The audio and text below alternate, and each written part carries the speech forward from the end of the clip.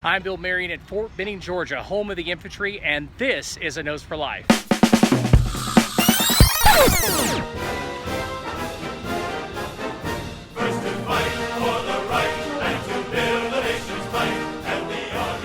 I'm here at the Infantry Museum in Fort Benning, Georgia, and they have got an amazing 4th of July party going on. It's pretty kicking around here. They got live music, all kinds of stuff set up for the kids. It's a really awesome place to visit. Originally, Carolyn and I didn't plan to create a video about Fort Benning. We stopped by Fort Benning on the way to Providence Canyon State Park. If you haven't seen that video, I'll put a link in the description. It's a pretty neat place to check out. But our spur-of-the-moment decision to visit Fort Benning, Georgia turned out to be one of those, oh yeah, kind of moments that make you wonder why you didn't think of that to begin with. See, a little over 20 years ago, I was a member of the Fort Benning family. I completed my basic training and advanced individual training, or AIT, at Fort Benning, and it was one of the best decisions I ever made. For me personally, it was more than just joining the Army, which is great, but I also decided to join the infantry. And I'll be honest, I didn't make too many good decisions before the age of 26 or 30 for that matter, but joining the Army, particularly the infantry, was a great decision that's still helping me today. I've trained on at least a dozen military installations in the world, and in my opinion, Fort Benning is the best. But a lot of things have changed since 1994. You can't just drive on an Army base these days, but Carolyn and I obtained visitor passes easily. We had to stop by the visitor center and submit to a background check that only took about 5 minutes. I was really excited. However, you can't film on the installation, so that means no YouTube video. And you know, I probably could have filmed the whole time we were on base, but I didn't want to. Why? Well, it has a lot to do with what I learned at Fort Benning about integrity. We spent a couple of hours driving around the base, and we even drove downrange. Downrange has a specific meaning, but it also has an unofficial official meaning. Downrange is where soldiers learn or sharpen their soldiering skills. But again, I didn't have permission to capture video images, but we had a great time. We had another video to shoot, so we did, and almost died of a heat stroke in the process, and we were worn out on the way home, but we both wanted to stop by the new-to-me Army Infantry Museum, and we're so thankful we did.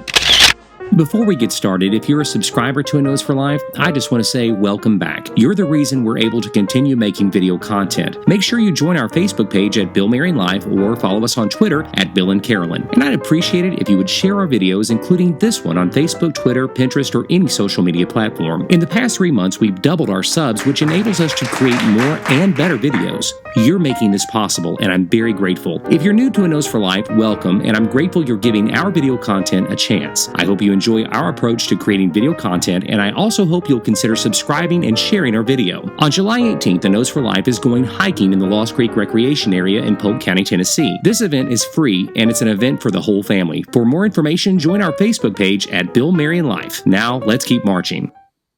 Walking into the Infantry Museum is like walking back in time and into a war zone. Unlike most museums Carolyn and I visit, this museum is aware of the time period in which we live, and it does a great job bringing history to life, but without scaring the kids. I've been to quite a few military museums, but this one is designed for soldiers of yesterday and today and their families. But here's the thing. That's what makes this so inviting for people who have never served in the armed forces at all. It's the honesty in which the museum displays its artifacts that makes it so welcoming for everyone. Carolyn and I were not expecting this experience, so we were blown away.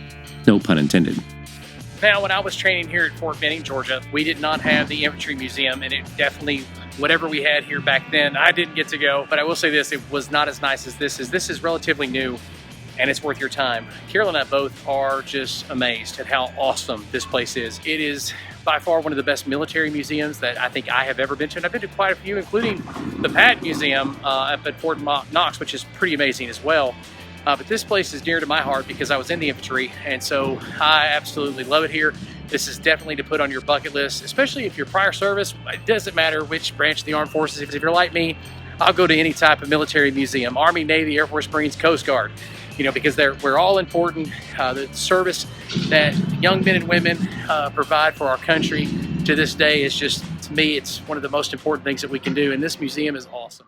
When you arrive, the first thing you'll notice is the crown jewel of the museum, the Follow Me exhibit. Leaders lead from the front, and the infantry slogan, Follow Me, and the statue with the same name, epitomizes Fort Benning's leadership principles. And Follow Me is the motto of the infantry. The Follow Me statue is often confused with Iron Mike, a very similar statue to this one displayed at other military bases. And honestly, I confuse the two statues all the time, and so do other people. Why? Well, because they look alike. And to be honest, I'm not really sure what the difference is. I mean, Iron Mike is kind of a Fort Bragg thing, I guess, and Fort Bragg is an amazing installation as well. Nevertheless, the Follow Me statue is pretty impressive. No one teaches leadership better than the military, and I will always compare my own leadership abilities and the leaders I follow to the leadership principles I learned at Fort Benning and other military training throughout my career. The military will teach you quickly that there is no such thing as a born leader, and that is so true. Leaders learn to lead by learning to follow and serving the team. The best leaders have a servant's heart and empower others to reach their maximum potential. The Follow Me statue is a great example of sacrifice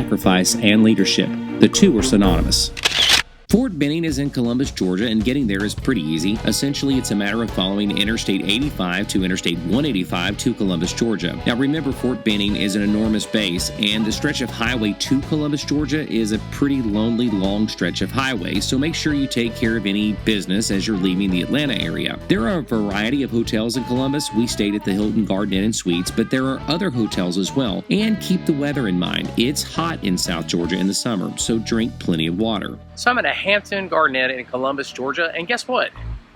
More charging stations. You know, we've been talking about this since our Opryland video about the mysterious vanishing of Opryland, which you can actually see if you click on this tab right over here, somewhere over here in my head. But anyway, here's more charging stations. There's like 5 of them set up. It's kind of cool. These things are growing. They're popping up everywhere. What I really like about this museum is that it doesn't necessarily honor war or glorify war. Rather, it glorifies the men who are in the infantry who have fought and a lot of times died for their country. And that's what I really love about it, is that it talks about the soldiers. I mean, that's what you see in here over and over again. It's not the glory of battle, but rather the sacrifice that soldiers throughout the decades have paid, and a lot of times, again, the ultimate sacrifice. I love that this museum celebrates the soldier, and not just the military as a whole, but the actual soldier who fights the war, fights the battle. I love that about this museum. And again, as far as museums go, it's amazing. I'm actually shocked. And you know, I'm not sure if it's a 4th of July thing. It's something that you would have to definitely check a website. We'll put links in the description, but we didn't have to pay to get in here. We did get some bracelets to put on our arm, but we didn't have to pay. They do a search, if you will. They do a metal detector. You have to do all that stuff, but we didn't have to pay anything to get in here, and that was pretty cool. Now, they do have one of those giant screen kind of things that would remind you of an IMAX, but I didn't see any kind of IMAX sticker, but it's a giant screen. We got here too late for that, but they play movies all the way till 4 o'clock, different documentaries and whatnot with the giant screen. That I saw a lot of people that were going into the theater. We were too late for that, but it's something else to check out while you're here. This really isn't one of those type of museums where I can record everything to give you an impression on what it's like here. It's just not going to happen. It's huge. It's amazing. And again, if you're a soldier from any decade, it celebrates what you did. This is just the type of place that you have to come see for yourself. And I'm telling you, it's going to blow your mind. So there's actually this play place called Downrange for young kids. And again, you have to pay to get in. And we didn't bring young kids with us, but this is a place where young kids can actually come in and crawl all over, you know, simulated vehicles and army stuff and play around. And so it looks like it's a blast, a lot of fun. I know that my kids would have loved it when they were younger, but there's something for the family of all ages here. And they call it Downrange. And if you have served in the military, you totally get that, what downrange means, you know. So it's kind of cool that they got this set up as well. Like I mentioned earlier, Carolyn and I stopped by Fort Benning as a last-minute idea, but we're actually planning to return very soon. But next time, we're making plans. For example, there's a very nice restaurant at the museum that we didn't even know about, and it was too late to enjoy once we arrived. It's called the Fife and Drum Restaurant and Bar. It looks pretty good. I suggest visiting the museum's website before planning a trip. The website also includes a phone number to call and receive information as well. I'll put a link to the restaurant in the description. I started my military service after the Cold War. Cold War, according to most historians, ended in 1989. You could actually say that it ended before 1989, but most people say that it ended with the falling of the Berlin Wall.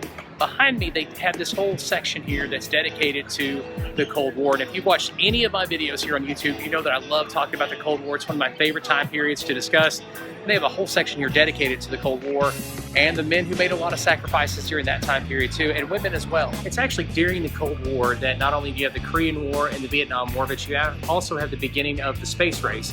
And Carol and I had a visit to Huntsville, Alabama recently, and you can watch that video about the history of the space race, particularly that of Dr. Von Braun, right here if you click in this corner.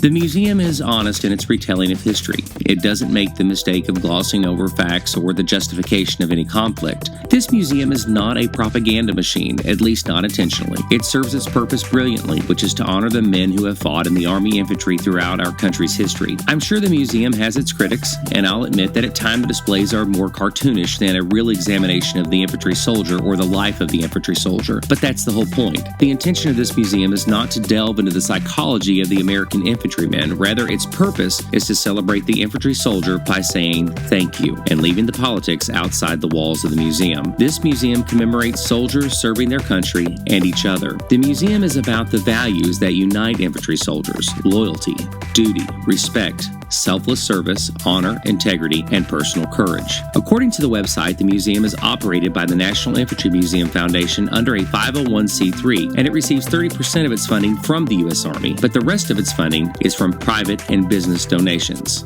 Again, I'll leave a link in the description below.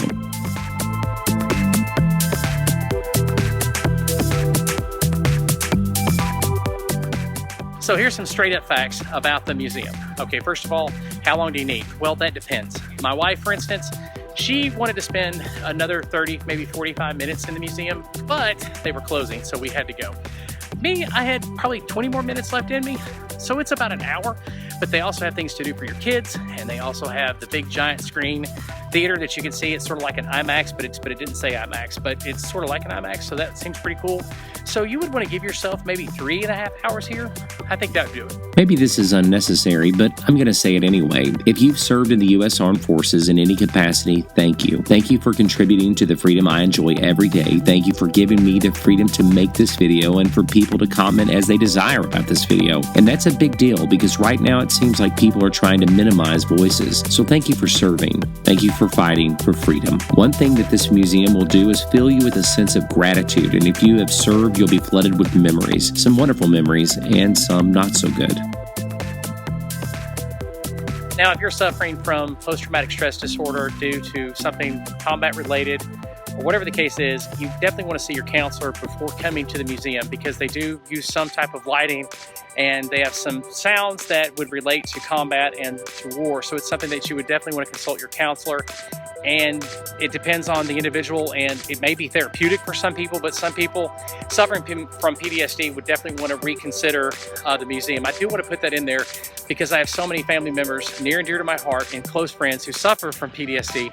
And so it's something that we do want to mention, that talk to your counselor before you come and make sure that your counselor thinks it's a good idea and that you have a support group, somebody around you when you visit here, just to make sure that you stay grounded and that it doesn't trigger any kind of emotions that that you don't need right now. We live in a time period in which patriotism isn't that cool. In fact, I'm even worried about posting this particular video on YouTube because it may get demonetized. I know other videos that I've done that have to do with American patriotism mysteriously get demonetized for reasons I can't fathom. But here's the thing, it's okay that right now we don't agree on a lot of things. America's divided, and honestly, it's okay. And you know why it's okay? Because tens of thousands of American men and women have died serving this country so that you have a right to your opinion and you have a right to say whatever you want to say. That includes criticism of the U.S. So when you're criticizing patriotism or the U.S., just remember somebody died to make that possible for you. I know that I'm thinking about that today. It's the 4th of July when you're watching this. It's probably after the 4th, but I hope sometime during July you sit back and just think and say a prayer for the men and women who have died serving their country so that we could be free. And that's what I'm celebrating this Independence Day. People like my father who came back from Vietnam and has suffered tragically throughout his whole life because of post-traumatic stress disorder, and yet he served brilliantly in Vietnam. So to all of his brothers in arms and sisters in arms, if World War II veterans, World War I, and so on, I'm grateful for your service. I'm grateful for your commitment. And I'm grateful today that you're watching this particular special episode or special video of A Nose for Life. And I hope you'll come back soon. Thanks for watching.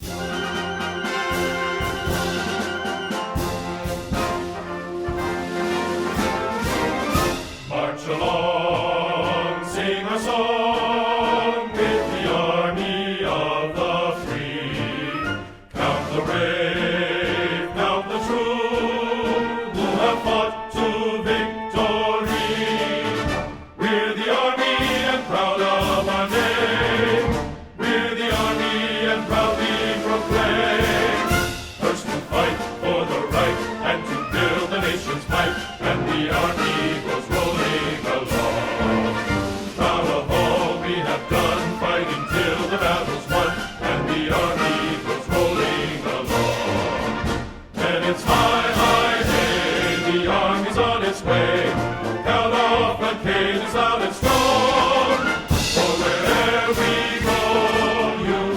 is known that the army goes